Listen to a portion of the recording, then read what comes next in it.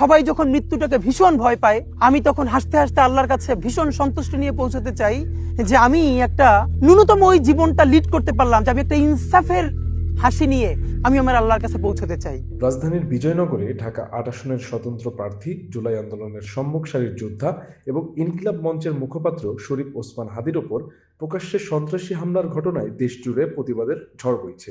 শুক্রবার দুপুরে বিজয়নগরের box culvert এলাকায় ওসমান হাদিকে গুলি করে মোটরসাইকেলে আসা দুর্বৃত্তরা। তার মাথায় গুলি লেগেছে। বর্তমানে তিনি রাজধানীর এভারকেয়ার হাসপাতালে চিকিৎসাধীন।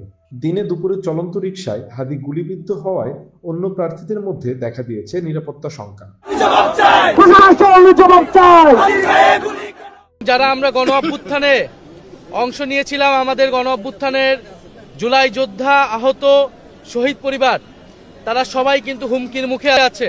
তাদের মতে হাদিকে দুর্বৃত্তের গুলির ঘটনার মধ্য দিয়ে দেশের আইন শৃঙ্খলা পরিস্থিতির অবনতি স্পষ্ট হয়েছে। যারা আইন শৃঙ্খলা রক্ষায় কাজ করেন, তাদের কাজ কি ইনকিলাব মঞ্চ কখন সিসিটিভি ফুটেজ সংগ্রহ করে দেবেন সেইটা থেকে তারা কাজ করবেন, এই দায়িত্ব কি তাদের? রাজনৈতিক দলগুলো মনে করে ঢাকা ৮ আসনের স্বতন্ত্র প্রার্থী ও ইনকিলাব মঞ্চের আহ্বায়ক শরীফ ওসমান হাদিকে যেভাবে লক্ষ্যবস্তু বানিয়ে গুলি করা হয়েছে তা সাধারণভাবে দেখার সুযোগ নেই।